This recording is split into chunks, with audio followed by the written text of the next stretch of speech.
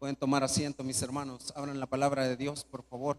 Hechos de los Apóstoles en su capítulo 1, versículo 8. Vamos a salirnos un poquito de lo que estamos viendo en Juan. Hechos de los Apóstoles en su capítulo 1, versículo 8. Había estado hablando el doctor Lucas con respecto a un señor llamado Teófilo. Y hablamos el lunes pasado, pues verdad que algunos teólogos creen que es el mismo gobernador que aparece allá en Hechos de los Apóstoles en su capítulo 23, ¿verdad? El famoso Félix. Algo otros creen que no, creen que es alguien diferente. Pero Dios tenía un propósito para a los discípulos. Quizás me imagino que una de las cosas que el Señor tenía era que esta persona o este gobernador al cual el doctor Lucas comenzó a escudriñar en la primera carta, en el Evangelio según San Lucas, comienza a escudriñar y comienza a ver qué es lo que había en todo lo que respecta a Jesús. Entonces comienza él a adquirir ese conocimiento de Jesús.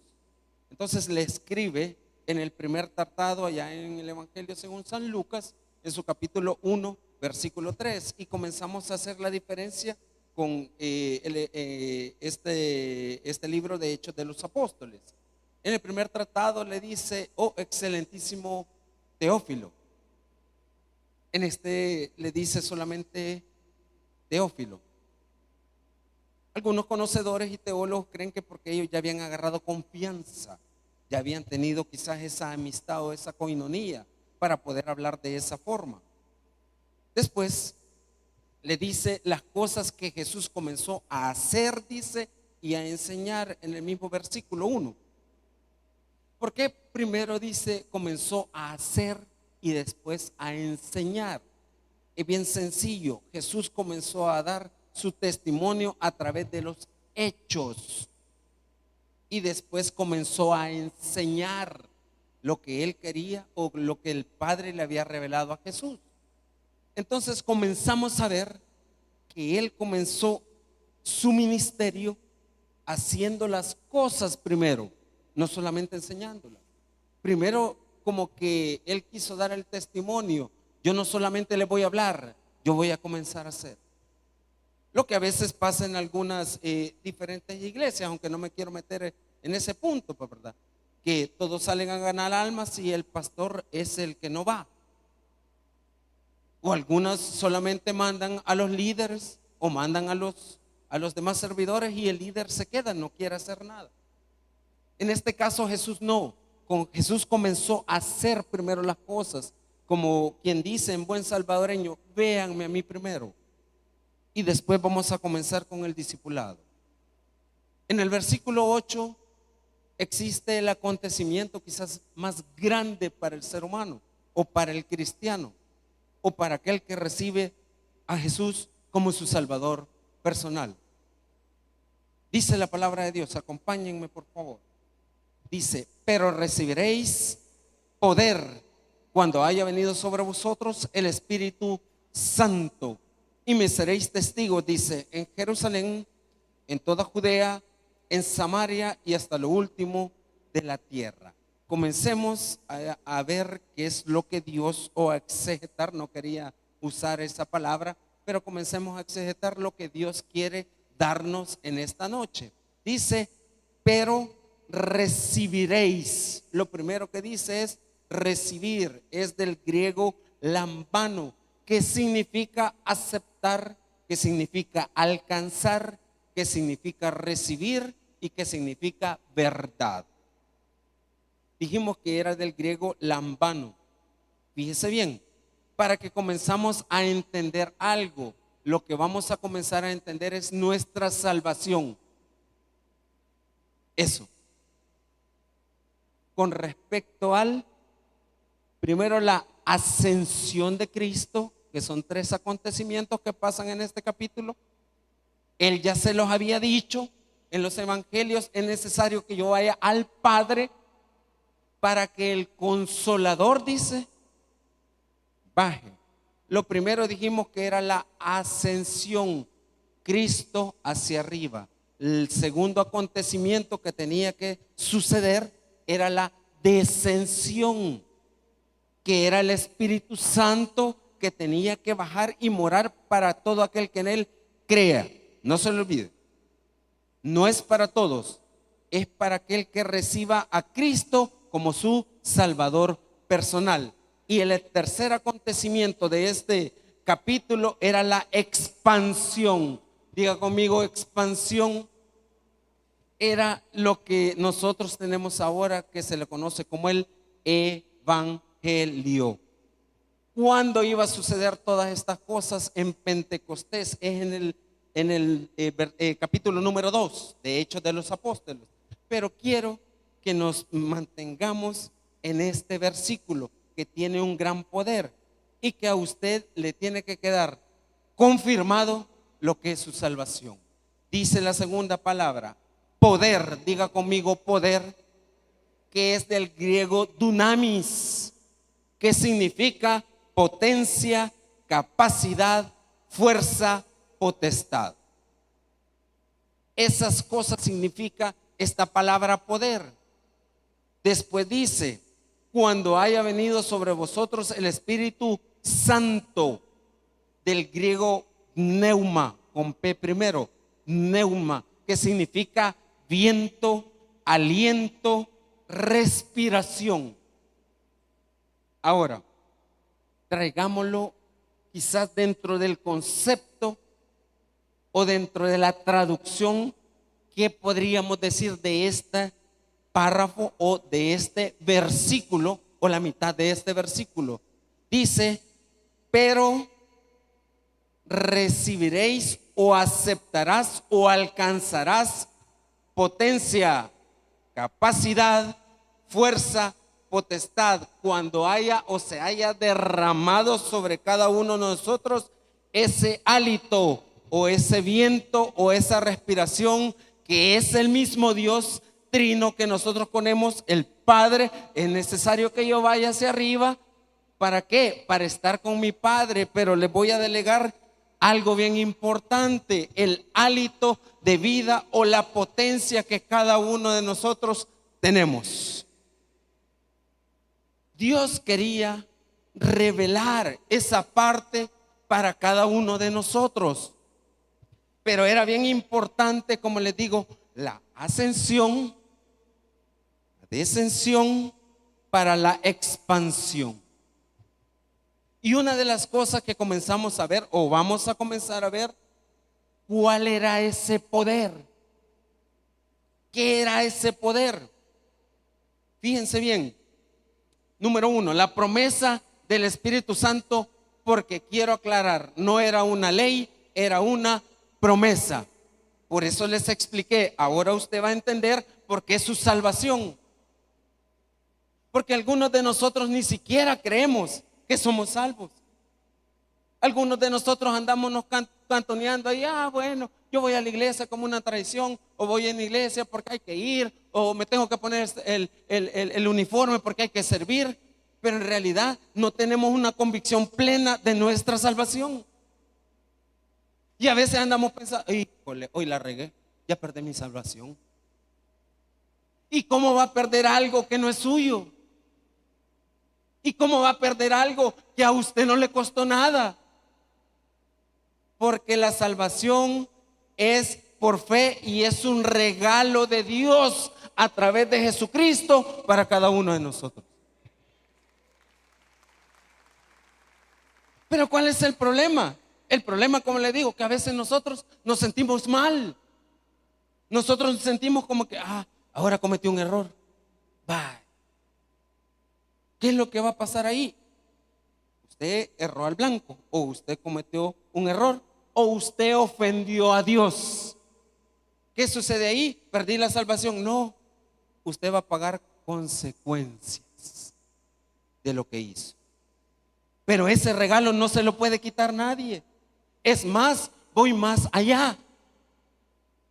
Hay algunos líderes, pastores, que comenzamos a decirle a la gente, usted si se porta mal, Dios lo va a castigar o Dios le va a quitar esto. Pero en Números dice que Él no es hombre para que mienta, ni hijo de hombre para que se arrepienta.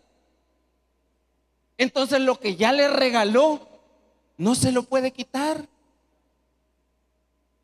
No es como nosotros los humanos si fallamos. Porque nosotros estamos quizás amedrentando o diciéndole algo quizás a nuestros hijos. Si te portas mal, no te voy a prestar tal cosa. Ese es el ser humano. Pero Dios no. Dios le regaló a usted la salvación a través de creer en el unigénito Hijo de Dios. A ver, la carta a los Romanos nos explica cómo es el proceso para el ser humano. Lo primero que Dios hace es que te redime. Diga conmigo, Dios me redime. ¿Y qué es la redención? Es comprar. Usted ha sido comprado por precio. ¿Y cuál es esa? La sangre derramada de Jesucristo en la cruz del Calvario. Sacar del hoyo. ¿Pero qué era sacar del hoyo? La redención. Cuando iba al mercado, los que tenían dinero llegaban y estaban los esclavos con grilletes en la cabeza, con grilletes en las manos y con grilletes en los pies. Cuando decían sacar del hoyo, es que lo sacaban de ese hoyo, que eran los grilletes, que se llamaba esclavitud. Eso es lo que hizo Cristo en la cruz del Calvario, sacarnos de los grilletes del pecado.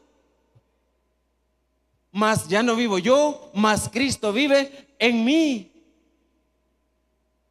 Lo segundo que Dios hizo es que nos justificó. ¿Y justificar qué es? Es bien sencillo. Aquí tenemos, pongamos, el parlante. Es cada uno de nosotros. Dios es el atril.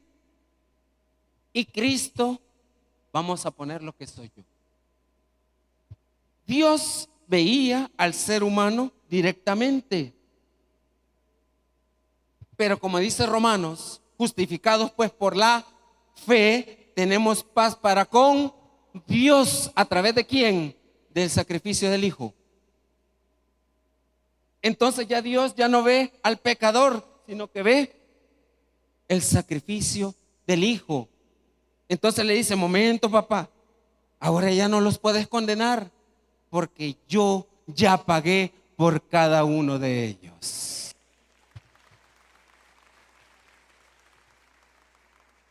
El tercer punto es la salvación. Te redimió, te justificó con el Padre y ahora te salva. Mas a todos, a los que le recibieron, a los que creen en su nombre, les dio la potestad de ser hechos hijos de Dios. Te salvó. Y ahí viene la otra parte, la santificación. Él te santifica. Donde estábamos antes, en el yugo de la esclavitud, después recibimos a Cristo, te santifica. Y el quinto punto, te regenera. No sé cuánto les pasó. Cuando yo venía a la iglesia, les he contado en muchas ocasiones que yo venía armado para comenzar. Traía mis cajetillas de cigarrillos. Y cuando salía del culto, yo salía y donde era la Taberezo, que ahora es la Puma, ahí lo sacaba y comenzaba. Pero siempre existía algo, pasaba algo. Y una vez me agarró una de las hermanitas, ¿verdad? Y me dice, hijo, ¿no le gustaría recibir a Cristo como su Salvador personal? Si yo vengo de la iglesia. Y ahí fue cuando comenzamos a dialogar con Dios. Ojo, dije a dialogar, no a pactar. Usted no puede pactar con Dios. Dios ya pactó los 613 preceptos que hay en la Biblia con su pueblo. ¿Qué es eso? El que no cree no es condenado. ¿Ah? ¿Qué tal? Dice allá en el Evangelio según San Juan en su capítulo 1, versículo 11. A lo suyo vino, pero los suyos, a los que había pactado con ellos, no le recibieron. Entonces ahí caemos nosotros. Mira qué bonito. Como dice un pastor mentor, de chiripa caemos nosotros. Mas a todos, a los que le recibieron, a los que creen en su nombre, les dio la potestad de ser hechos hijos de Dios. Entonces usted no tiene que dudar de su salvación, a no ser que no haya recibido a Cristo como su Salvador personal. ¿Qué dice Romanos 19? Lo vamos a sacar de contexto. Si confesares con tu boca que Jesús es el Señor y creyeres, dos cosas, confesión y creer. O sea que no es por la oración, es porque usted crea. ¿Y qué es eso? Fides, confianza. Eso se llama fe. Vamos un poquito a la palabra. ¿El poder de qué? Número 1. Fíjese bien. El poder para recordar la enseñanza de Jesús. El poder para recordar la enseñanza de Jesús. Evangelio según San Juan, en su capítulo 14, versículo 26. ¿Lo tienen, amados? ¿Cómo dice el título? La promesa del Espíritu Santo. Fíjense bien. Comencemos desde el 24. El que no me ama no guarda mis palabras, y la palabra que habéis oído no es mía, sino del Padre que me envió. Escuche bien. Os he dicho estas cosas estando con vosotros. ¿Qué dice el 26? Mas el Consolador, el Espíritu Santo, a quien el Padre enviará en mi nombre. Fíjese bien, sea bien observativo. Está hablando de la Trinidad, hablando Jesús acerca del Padre y el Espíritu Santo. Leámoslo de nuevo. Dice: mas el Consolador, el Espíritu Santo, a quien el Padre enviará en mi nombre, Él os enseñará todas las cosas y os recordará todo lo que yo os he dicho. Ya el Señor les había anunciado todo esto. Ya Jesús les había proclamado todo lo que iba a suceder. Ya Jesús les había enseñado a cada uno de ellos todos los acontecimientos que iban a pasar. Ya Él había derramado, había delegado ese poder allá en Pentecostés. Se comenzó a clarificar más, porque dice que ahí todos los que estaban ahí, dice, recibieron el Espíritu Santo. Pero anteriormente se los había delegado a los discípulos. En el capítulo 21 de lo que estamos nosotros estudiando, dice en el 20, 21 y 22. Entonces Jesús les dijo otra vez: paz a vosotros. Como me envió el Padre, así también yo los envío. Fíjese bien. Y habiendo dicho esto, sopló y dijo: recibid el Espíritu Santo. ¿A quién? A los discípulos. Jesús no se equivoca, hermanos. Jesús ya sabe, como en el arca de Noé. les dijo, van a entrar fulano, fulano y fulano. Y cada especie me van a agarrar, por favor, un par. Él ya sabía que un día usted iba a estar acá. Él ya sabía que usted un día iba a recibir a Cristo. Él ya sabía o él ya sabe todo. El problema es que a veces nosotros nos vamos por otras corrientes ideológicas y no entendemos lo sencillo que es la palabra de Dios. Fíjese bien, número 2. Dije el poder para recordar la enseñanza de Jesús. Número 2, el poder para revelar toda la verdad. Váyanse otra vez al Evangelio según San Juan en su capítulo 16, versículos del 1 al 4. Dice la palabra de Dios: estas cosas os he hablado para que no tengáis tropiezo. Fíjese bien. Os expulsarán de las sinagogas y aún viene la hora cuando cualquiera que os mate pensará que que rinde servicio a Dios. Fíjese cómo estaba toda la confusión. Y me encanta esta parte de la palabra porque me acuerdo del fundador de la iglesia, de nuestro pastor. ¿Qué fue lo primero que él dijo cuando venía de Tennessee, Chattanooga? Que se fue a la iglesia, dice, donde él estaba. ¿Y qué hicieron? Lo expulsaron. ¿Por qué? Y conoceréis la verdad, y la verdad os hará libres. ¿Libres de qué? Del pecado. Libre de algunas cosas que todavía tenemos guardaditas ahí. Y vea muy bien, dice, y harán esto porque no conocen al Padre ni a mí. Un día les hice una pregunta a los estudiantes de teología. ¿Quién es Dios? Es el alfa y es el omega, es el principio y es... No, eso dice la Biblia. ¿Quién es Dios? Es la sustancia de todo. Ese es Dios. Y si usted comienza a entender lo que yo le acabo de decir, no lo va a entender. Porque nuestra mente es tan finita con lo inmenso que es nuestro Dios. Es el complemento, es la sustancia de todo. Eso es Dios.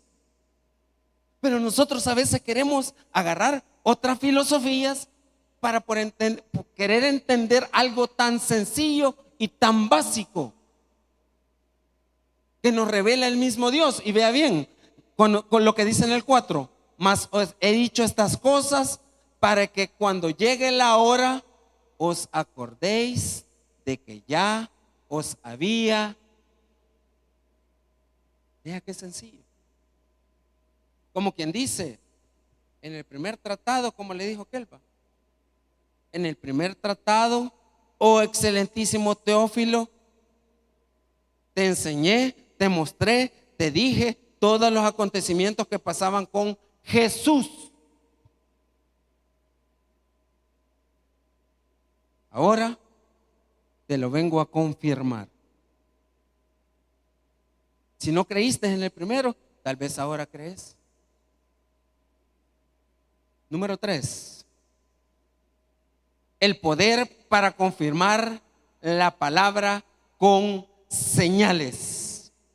Váyanse por favor a Marcos, Evangelio según San Marcos, en su capítulo 16, versículos 17 al 20.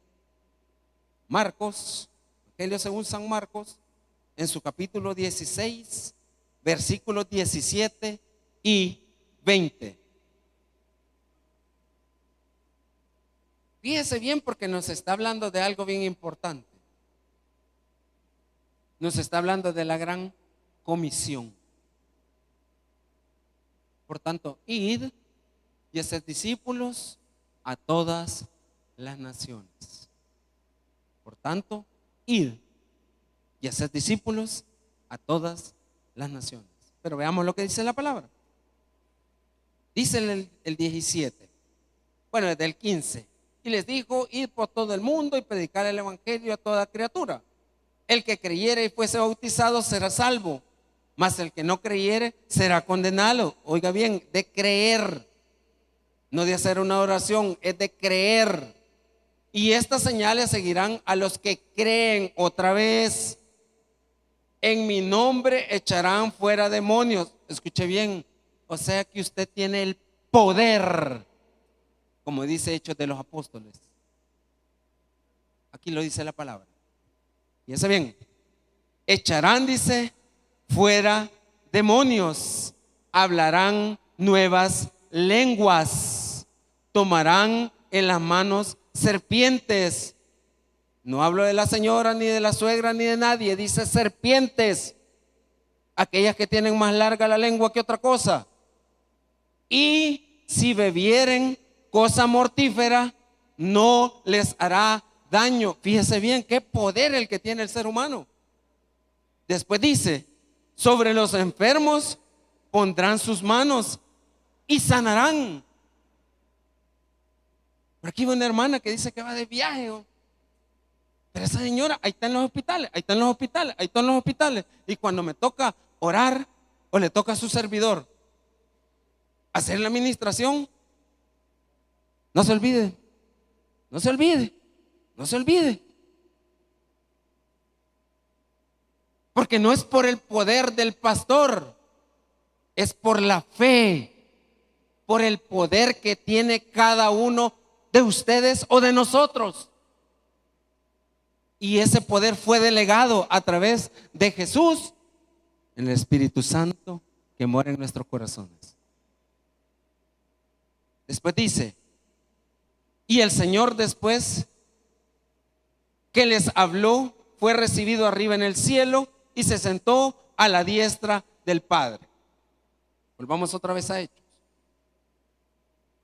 El poder, número 4, el poder que los judíos no podían resistir. Fíjese bien, el poder que los judíos no podían resistir. A lo suyo vino, pero los suyos no le recibieron. Vamos a la carta de los Hebreos. Carta a los Hebreos. Es una de las cartas preferidas de su servidor. Carta a los Hebreos.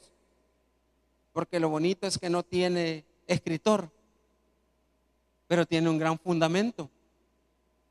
Algunos creen que es Pablo por su léxico, por su letra, pero otros teólogos dicen que no, y la Biblia no dice. Fíjese bien, comience desde el versículo 1. ¿Qué dice el título? Una salvación tan grande. Por tanto, está establecido, así es necesario que con diligencia atendamos a las cosas que hemos oído, no sea que nos deslicemos. 2. Porque si la palabra dicha por medio de los ángeles fue firme, y toda transgresión y desobediencia recibió justa retribución. Pongan atención porque esta es una pregunta.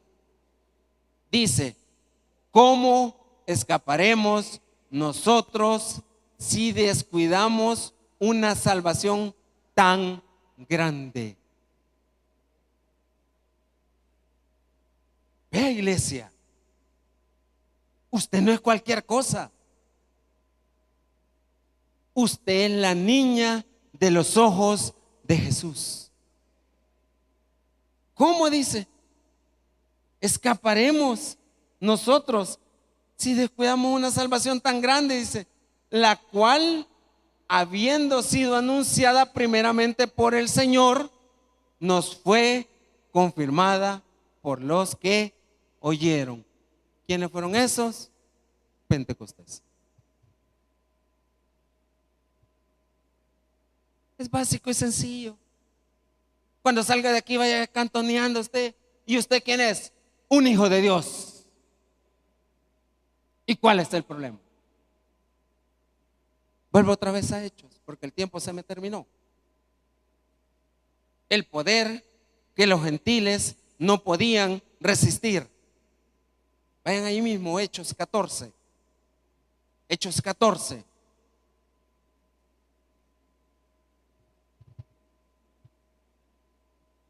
Es del 1 al 7, pero ahí lo lee en su casa. Solo quiero que vayamos al 4 y al 5.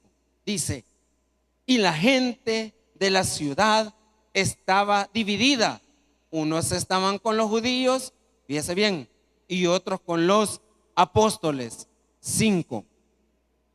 Pero cuando los judíos, vea bien, con los gentiles, dice, juntamente con sus gobernantes, se lanzaron a afrentarlos y a apedrearlos. Mire qué bonito. El Señor les había enseñado, el Señor les había dado, ya tenían el regalo, pero ¿qué hacían ellos? Se unieron los judíos, los gobernantes y los gentiles. ¿No es cierto que cuando quieren atacar a alguien se unen hasta los que usted ni conoce? Allá se unió, fíjate, la niña fulanita con la sutanita. No se llevan bien porque son unas grandes chambrosas las dos, pero ahí se unieron para atacar a fulano de tal. Se unieron, dice. No pudieron, dice. No sostuvieron la palabra. ¿Y cuál es la palabra? Ahí está, en el mismo Hebreos, en su capítulo 4, versículos 12, porque dice que la palabra de Dios es más cortante que toda espada de dos filos. Ahora dígame usted, ¿cómo vino a la iglesia? ¿Qué es lo que lo cautivó a usted? La palabra. Porque en 2 de Timoteo 3:16 dice que redarguye, que anima, que exhorta. Pero es la palabra. Y ya para terminar, era el poder de las cárceles y las cadenas. Esas cadenas y esas cárceles que nosotros pensamos que son las que están en los penales, no, son las que andamos cargando aquí. Dice la palabra de Dios en 2 de Timoteo, capítulo del 2, 8 y 9, dice: acuérdate de Jesucristo, del linaje de David, resucitado de los muertos, conforme a mi evangelio, en el cual sufro penalidades, dice, hasta prisiones a modo de malhechores, mas la palabra de Dios no está presa. La palabra es viva y es eficaz. Denle un fuerte aplauso a nuestro Dios.